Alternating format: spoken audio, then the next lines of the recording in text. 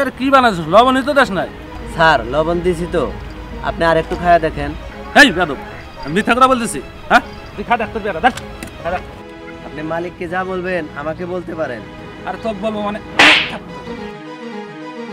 Sir আপনি এখানে কি করেন? নতুন চালান আছে, আপনার সাইন লাগবে। আরে স্যার মানে তুই কাকে স্যার বলছিস? ও তো সাধারণ একজন লেবার। চুপ করেন। আপনি কাকে কি বলছেন? উনি এই প্রজেক্টের নতুন মালিক।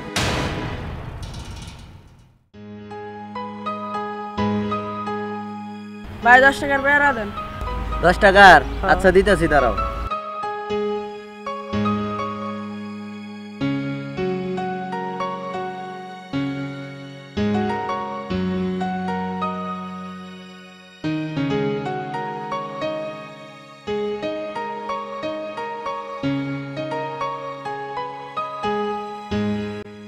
এ 10 টাকার পেয়ারা দে তো। কয় টাকার দেবো স্যার? 10 টাকার দে।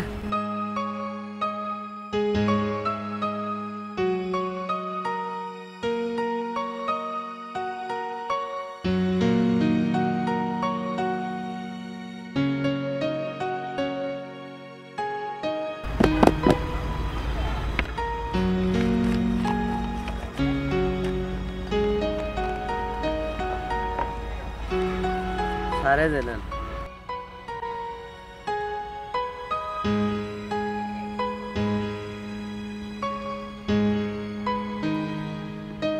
এর কি বানাইছিস? লবণই তো দেশ নাই।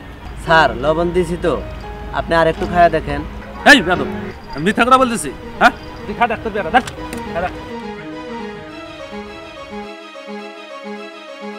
স্যার এভাবে খাবার ফেলে দেওয়াটা কি ঠিক হলো? এই ফকিরের বাচ্চা, তুই তো সাধারণ একজন পেয়ারা, তুই আমাকে জ্ঞান দেস? ওকে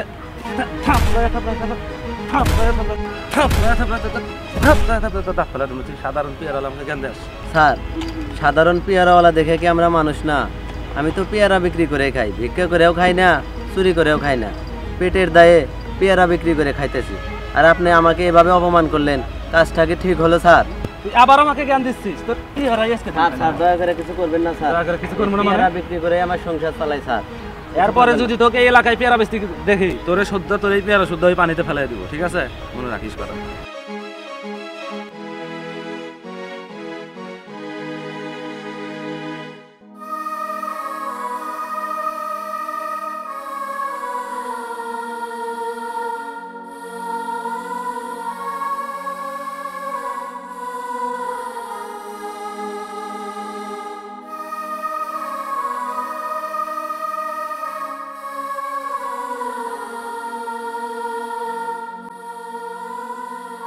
বাজান তুই এত সকালে বাড়িতে আইলি? হ্যাঁ বাজান, আজকে সকাল সকালই চলে আসলাম। বাজান আমি আর পেয়ারা বেচবো না বাজান। কে বাজান, কি হয়েছে? বাজান ওই রাস্তার পাশে আজকে পেয়ারা বিক্রি করার সময় হঠাৎ করে একটা সাহেব আইল। সাহেব আইয়া বললো 10 টাকার পেয়ারা দাও। আমি অনেক যত্ন করে তারে পেয়ারা বানায় দিলাম। সে একটা দুইটা পেয়ারা খাওয়ার পরেই আমাকে বলতেছে লবণ কম হয়েছে। আমি বললাম স্যার লবণ তো আমি ঠিকই দিছি, আপনি ভালো করে খায়া দেন। তারপরে সে কী করলো বাজান জানো? সে আমার 2 গালে থাপ্পড় মারলো। শুধু তাই নয়, আমারে ফকিরের বাচ্চা কয়া কত যে গালাগালি করলো বাজান। পেয়ারাওয়ালাদেরকে কেউ তো মানুষই মনে করে না বাজান। তাই আমি নিয়ত করছি আমি আর পেয়ারা বিক্রি করবো না বাজান, আমি চাকরি করতে যাবো শহরে। বাজান তোর যে স্বপ্ন, চাকরি দিয়ে হবে না বাজান। আমার যে গরু আছে, দরকার হলে গরু কয়টা বেচা তোকানে দিয়ে দিই, তুই ব্যবসা কর বাজান। তোর তো স্বপ্ন অনেক বড়, ব্যবসাতে তুই সফলতা হবি।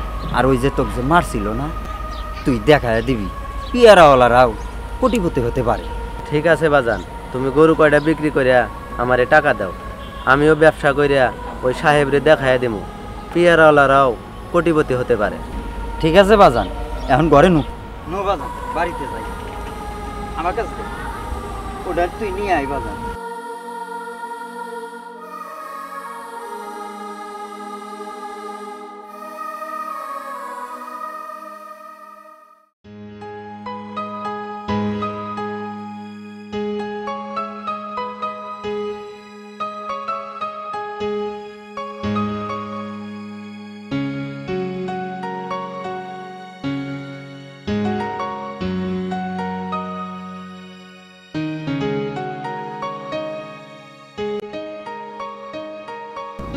তুই সে পেয়ারা আলো না এই জায়গায় কি করো নতুন কাজ নিছস এই জায়গায় কাজ নিছস বেশ ভালো হয়েছে তো শুনলাম যে এই জায়গার মালিক চেঞ্জ হয়েছে তো আমি ওই জায়গায় ইটের থামালের কাছে আছি তুই ওই জায়গায় তোর মালিককে নিয়ে আয় আচ্ছা ঠিক আছে, আপনি যান।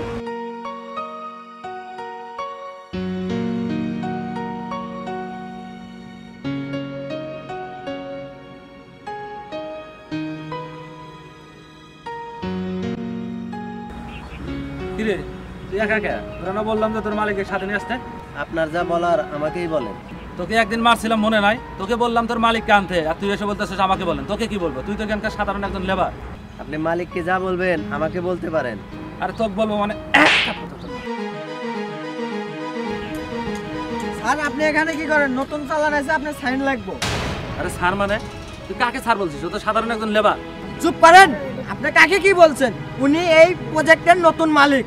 কি বলছো এসব ও তো রাস্তায় আগে পেয়ারা বিক্রি করতো কিন্তু ওর পোশাক আশাক দেখে মনে হচ্ছে যে ওখানকার লেবার কিন্তু ও আর এখানকার মালিক এটা কিভাবে সম্ভব সম্ভব, সবই সম্ভব। আপনি একটু মনে করে দেখেন তো, আপনি যখন আমাকে থাপ্পড় মারছিলেন তখন ছিল 2024 সালের শুরু আর এটা 2025 সালের শুরু, মানে মাঝখানে গত হয়ে গেছে একটি বছর। আর এই একটি বছরে আমি প্রতিজ্ঞা করেছিলাম আমি ওই একদিন কোটিপতি হয়ে আপনাদের মতো অহংকারী ব্যক্তিদেরকে দেখিয়ে দেব পেয়ারাওয়ালারাও পারে কোটিপতি হতে। এই একটি বছরে আমি কি করেছি জানেন? আমি আমার বাবার সাথে পরামর্শ করে হাড় ভাঙা পরিশ্রম করে আজ আমি এই পর্যায়ে দাঁড়িয়েছি। আপনার সেই অপমানের কথা যখন আমার বাবাকে বলি, আমার বাবা শুনে ওনার গোয়ালে যতটি গরু ছিল সব গরু বিক্রি করে আমাকে ব্যবসা করার জন্য দিয়েছিল। আর আমি সেখান থেকেই ব্যবসা শুরু করি। এই প্রজেক্টে আমি অল্প অল্প করে কিছু ইট কিনে অন্য প্রজেক্টে বিক্রি করতাম। এইভাবে কিছুদিন যাওয়ার পর লাভবান হতে হতে এই মালিক যখন এই প্রজেক্ট বিক্রি করে বিদেশে চলে যায় তখন আমার কাছেই বিক্রি করে চলে গেছে। আর আমি চাইলে এখন আপনাদের মতো অহংকারী ব্যক্তিদের মুহূর্তের মধ্যে কিনে নিতে পারি। ঠিক আছে ভাই আমি আমার ভুল বুঝতে পেরেছি হয়তো টাকার অহংকারে মানুষের দুঃখ কষ্ট বুঝতে পারি নাই গরিবের সাথে অন্যায় করেছি তো আমি আপনার সাথে নতুনভাবে ব্যবসা করতে চাই। সরি, আমি আপনার মতো অহংকারী লোকের সাথে ব্যবসা করতে চাই না। আপনি আমার এই প্রজেক্ট থেকে এখনই চলে যান। দাঁড়ান,